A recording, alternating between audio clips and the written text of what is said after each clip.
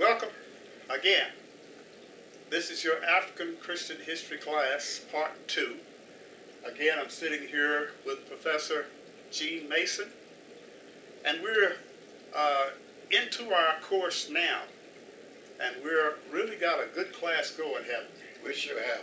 Very exciting class. We got a full class, and we got students that are Skyping in from Oklahoma, from Texas, and we got others that are wanting to come in to this class. It's a very important course that we're teaching here called African Christian History in light of what's going on now in Egypt. Right. All minds around the world are pointed towards Africa. Right. And last time I checked, we don't have a map with us, but Egypt is in Africa. Is that right? Oh, yes. And what's happening there has an impact on the world. The whole world. And it goes way back, doesn't it? Goes way back. I mean, so far back. The fact that Africa, from the central part of Africa, we taught Egypt and the Congo 9,000 years ago. Our mathematics system was developed, went to Nubia, then went to Egypt. The Ethiopians came up, but way down Africa, went up while Egypt went all across the world. Well, I think it's so wonderful what we're doing, and we're trying to spread this, and we want you to get the news out. Those of you that see this production here, and tell others and have them to see this, send them the links of this so that they can learn some things. We have some very important texts. When I studied Christian history 40 years ago, Professor Mason, I studied out of this text. And it's a very familiar text, Christianity Through the Centuries. It's Eurocentric, as most all of the texts are in our seminaries. And by that I mean it's told from a Eurocentric point of view. In other words, church history for the first 1,000 years of it, it's primarily a Catholic history book. Oh, now you said it's a Catholic history book, and the first to the 6th century were based in Africa. Okay. Your scholars like Tertullian, St. Augustine, and all the other boys, they were at the first theological school, which was there in Africa. That's Did exactly you know right. about that in your school? Did they tell you that? Well, it's in the book here, Okay. but there's missing information that is in our text, Right. which is history of Christianity in Africa. And by that I mean there's gaps that they make mention of the names like St. Augustine, and they make mention of Tertullian and Origen and others that are Africans, and Cyprian and what have you, but they don't really put emphasis on or give details about what's happening in Africa. And what we know is from our history that some of it's in this text and other texts. Let me ask you a question. Did they talk about the 3 African popes in the first? That's not in this Eurocentric text that's taught in seminaries. Okay. They don't talk about that. They don't talk about the many sacrifices that are made by Africans, such as in our alternate text, blacks who died for Jesus. Right. Yeah, no, we learned last week, we was talking about that. And one time, the largest number of blacks to die for Jesus one time was over 20,000. And they're all martyrs that Yes. you don't hear about in seminaries. You know, the one good thing about the blacks dying for Jesus, remember that time when they threw about over 100 of them in a pit of snakes? Yes. And the snakes wouldn't bite them. They took them out of the pits and cut their heads off. These was all people died for Jesus. We don't talk about that. And none of that is in this text because literally church history, as far as details are concerned, it started in your traditional text sometime in about the 4th century when the Catholic Church actually was born, 300 and something AD.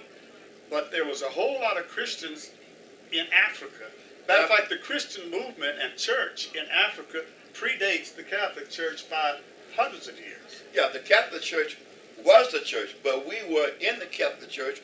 We were at the Council of Nicaea. The bishop of the council head was a black man, during this time. And so during all this time, the Christian in Africa played a permanent role in the Catholic Church. Well, I think it's fascinating what we're learning, and we have students that are asking us many questions about their history in Africa, and specifically their Christian history, which we are now being led to believe with what's happening in Africa now and what we hear. We heard about the Muslim Brotherhood. Yes, yes. And how Egypt is a nation of tens of millions of people, predominantly Islamic, but there's a Christian church there, and that Christian church outdates the Islamic factor by several hundreds of years. 600 years. 600 and some years. Yes, yes. Way before there was a Muhammad. Yes, yes. Saint yes. Mark, the apostle of Mark, actually established a church in Africa. Yes, yes. And one good thing, if you watch the news, you see the Christians and the other people all being together. Was in Egypt where we had one of our first schools at Alexandria Theological School there. And when Muhammad came on the scene, well, they lived side by side, yes. you know, with no problem. And they're still living side by side.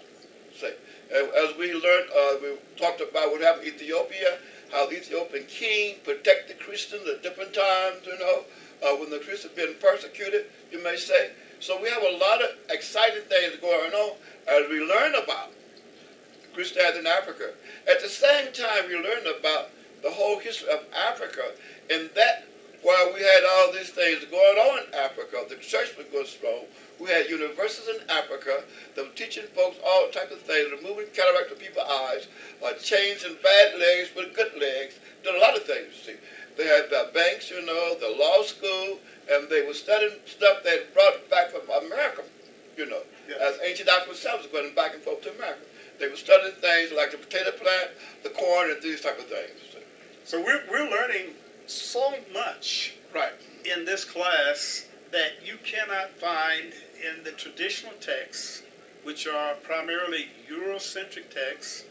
It's not that they are telling things that are not correct, it's just that there are so many gaps. Right, right. And that's what we are trying to fill, especially when it comes to that pertains to Africa.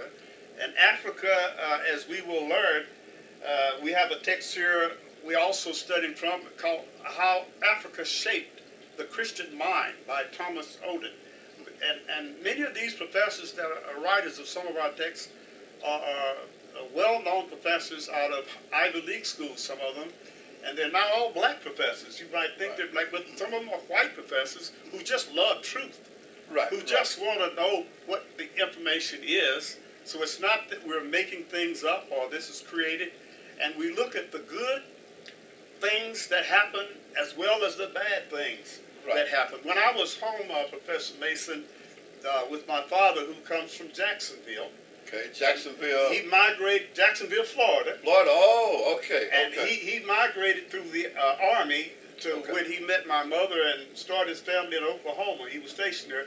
He didn't go back there with us, and me in particular, until about 15 years ago. Oh, yeah? And when I went back there, I was with my aunt, whom I had never met, and my uncle, who I'd seen a couple of times, and they began to discuss some of their history. Okay. And when they began to share some history about my grandfather, I almost wanted to just shake them and say, why didn't you tell me this before? Right. Now, your grandfather's name was Ambrose? His name was Ambrose. Now, Ambrose is the name of the bishop. That's right. Who trained St. Augustine. And my mother was a Seminole Indian woman who was born and raised in Augustine, and she named him Ambrose. So she must have known She something. must have known these things. But I tell you what, when we started discussing things like that, not only were they amazed by it, but they were also amazed. I was amazed because they had shut off some history. Right. Just like we think that everything is so negative in Africa. Right. You mentioned about someone that you knew that said they were glad about their non-African connection. Right. What did you say about that? Well, you know, I was thinking about that. We were talking about your father just now, your grandfather. I thought about what happened when I was in teacher school in North Carolina. I had a dream one night Uh-huh. about going to Myrtle Beach, and the guy telling the manager of the flea market to put me beside him. And in that dream, this guy showed me a statue, and his wife said it must have been slaves, must have brought it over. Well, in my dream, I told him, no, this was brought over by African sailors. Now, if I had not known that, I would have thought I had a crazy dream. Yes, yes. Now, when I heard a lady say, praying to God, that she was glad that she was not born in the jungles of Africa, that hurt me. Yes. Because I know when the slaves were brought over from Africa, we had beautiful cities over there. Yes. We had law schools. We had professors who were removing cataracts from eyes. We had banks over there. And one professor named Admir Baba, he had written 52 books when they put him into slavery, you see. And so I'm saying that to be born in Africa is not a curse. Not a curse. Africa not a curse. We were doing so many exciting things over there. We were going to America, all over the world, because I've seen, held in my hand, an African bear from the Congo, 5,000-year-old bear that was found on the Oregon Trail. Yes. Africa was over here. So the history of Africa is so exciting. Yes. You know, and so you throw in Christianity in this, and you see how Rich. the African mind yes. was so involved in seeking out the truth. And so when Christianity came along, they jumped on that. Right. And they ran with it. Yes. Well, we're going to present a series of these YouTubes, and we want you to tune in to others. As a matter of fact, in our next one, we're going to talk some more about what we've been doing and what we've been finding out through our studies and what we've been sharing with our classes, and we want you to be a part of it. So look for our next session on African Christian history. Also, we're going to tell you about the trip that Aspen Christian College is planning to go to Ethiopia and visit some of the holy sites in Ethiopia. That would be great. Everybody can join us. We're going to visit places like Lalibela, or Gorna, or Lake Dana, yes. Oxon, and all these places where the church was there thousands of years ago. We have churches still there that were there, and it's still there, you see. We intend to make this a very exciting course. Actually, join us.